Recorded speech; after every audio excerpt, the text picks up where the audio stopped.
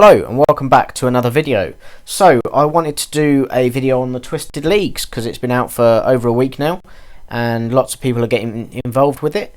It looks like there's over 100,000 players, or close to 100,000 players at least, who are playing it. It's almost a bit disconcerting really, because you can see the numbers in the main game are a lot lower than they would normally be, but it's an interesting new sort of mode. And I've been playing it a fair bit, and I'm really enjoying it, to be honest. The best way I can sum it up is that it's sort of part Dead Man mode, part King of the Skill, which is a tournament that happened about a year ago. So there's no PvP at all, and you have experience rates being buffed by a minimum of 5 times, although they can be increased later on in the game. Everyone who plays Twisted League is an Iron Man, and that Iron Man is restricted to the continent of Zeah. There are things that have been done to make it easier for you, so you'll have quests unlocked such as Druidic Ritual for Herblore, access to the Herblore skill, Dragon Slayer for the ability to wear Rune Plate body and green dragon hide body and things like that, and the anti-dragon shield, Rune Mysteries to be able to mine Rune Essence, and Eagle's Peak for access to box traps for Hunter later on in the game. As part of the leagues as well, you'll also start with 3 Herblore, which you'd get normally from doing Druidic Ritual anyway, and you get 15 agility that you start off with, which it's not possible to get your agility up without using lamps and things like that before 15 on Zeah. So those things will be provided to you. There are a few other changes as well. You cannot get off the continent of Zeah, so the boats in the ports, they will transport you from one end of the continent to the other, but not off Zeah, so you can't get to the mainland. Teleports will not work as well, and things like Ancient and Lunar spellbooks and the teleports that they have in them, none of that is possible because obviously you can't complete the quests that reward those things. And your player-owned house will only be in Hosidius, and it will be locked to Hosidius. Jagex have also made it a little bit easier for players, in that certain shops will now stock barbarian fishing rods, anti-dragon shields and pestle mortars, because all of those items you can't normally get on Zeah as an Iron Man. And Slayer is done through Konar still. She doesn't have a Slayer level requirement anymore, and you can start Slayer with her from level 5 combat, and it'll assign things like sand crabs, hill giants, anything you can find on Zeah. All of your Slayer tasks will be able to be completable on Zeah. The main other thing is that clue scrolls that you get, all of the steps that you complete will be on Zeah. You won't get a clue step to go to the Jewel Arena or whatever like that, because obviously you wouldn't be able to get there to do it. So when you first enter the game, you will spawn in Cowrend, I don't know how you pronounce that, in the castle courtyard, and you will then speak to someone who's nearby to choose your first relic. Now, relics are things that drastically change how the game works for you. So you'll get a choice of 3 every time, and there are 5 opportunities to have a choice of 3. Once you pick one, you cannot change that choice, and you need to obviously plan ahead and think of how you're going to be approaching the Twisted League when you pick your relic, so that you pick the thing that helps you out the most and doesn't hold you back or anything like that. When you first start the league, you'll get the choice of 3. They are Abyssal Accumulator, which is an ammo and rune relic. So what that does is it will save 85% of all of your runes and arrows, or any ammo at all. It basically functions as an Ava's accumulator, but it also works for runes as well. So things like nature runes, law runes, blood runes, these can be quite difficult to get hold of as an Iron Man, especially on Zeah, so it will save 85% of those. So doing things like alching, it will save you a lot of nature runes that way. The second relic, and the one that I personally went for, is a unlimited run relic. So your run energy will never fall below 100%, so you can keep run on all the time. Obviously this has its uses. It almost makes agility not necessary, apart from like the shortcuts that it opens up, and this is the one that I picked, and I'm finding it very useful to be able to run around with no restrictions on where I can go and how long it's going to take me to get there. The third relic is one for prayer, and what it does is it automatically buries any bones that you get from a monster. It will give 4 times experience on those.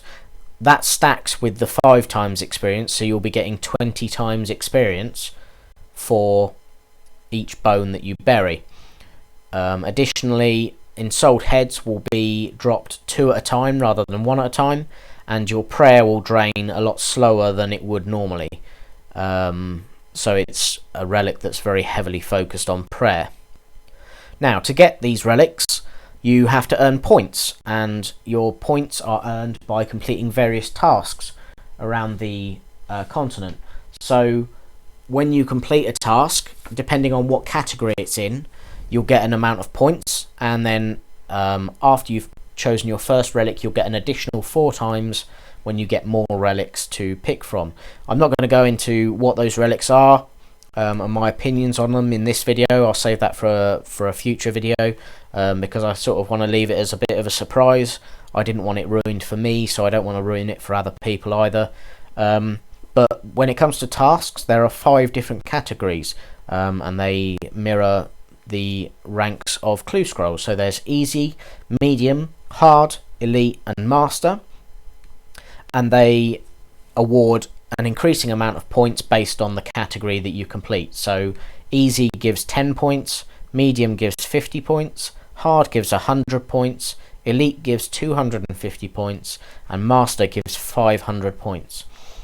There's a total of 495 different tasks in the entire game mode, and something like 16,000 points available to be got. Obviously I don't think anyone's really going to get all of those. There are some crazy things in there, like having getting 10,000 Lisbon Shaman kills, and that's not even a master. I think it's a hard, or might even be a medium. Things like equipping a brimstone ring is a medium task, despite needing 95 Slayer and good knowledge of how to kill Hydra to be able to do it. So there are a few things that aren't necessarily in the right category, but this is Jagex's first try at doing something like this, and I can understand that there are going to be bits that aren't necessarily in the right place, but it's all a learning experience, and they can figure it out from there and make future leagues a better experience from the knowledge that they gain from this one. Now, one of the interesting things about this league is that I read a few weeks ago that all of the rewards from it are going to be tradable. I'll be honest, it did surprise me quite a lot when I read that. You would have thought that cosmetic rewards would be untradable, because otherwise you can't really prove that you did well in the league by having a reward that's buyable. The only reward that won't be tradable, to my knowledge, is the cup that you can carry, which higher levels of metal up to dragon show how well you did in the league. So I think you have to be in the top few percent to be able to have the dragon cup, and then it's like 10%, 20%, 50%, things like that, to show how well you did compared to all the players. But yeah, things like the Slayer horns that you can add to the Slayer helmet, the 3 levels of clothing that you can get. Apparently all of these are going to be tradable, so it falls to you to decide whether you want to earn them yourself or whether you just want to buy them when the mode is over. You obviously need to bear in mind that when on the day that this ends, which is the 16th of January, those rewards become available, and then no more of those rewards are available, presumably forever. So it's not like raids where people are getting new twisted bows every day and the price slowly comes down. Once these rewards are available, like the twisted horns, no one will ever be able to get those twisted horns again, so the price will remain relatively stable, you would think, based on trends with the Grand Exchange normally as it works in the main game. But anyway, that's my sort of quick introduction video to the Twisted League. I'm going to be doing more videos with my progress, but I wanted to keep this one as short as possible. We're already sort of coming up to 12 minutes, and I wanted to keep it fairly short as an introduction. If you've liked the video, then please like and subscribe. Comment if you have any ideas of videos you want me to do, or if you've got any feedback for me. I read everything that people post, and I love hearing back from people who watch my videos. You can follow me on Twitter. I'll put a link in the description. You can join my clan chat if you just join Mighty Afro. You should find us. There's almost always people in there chatting.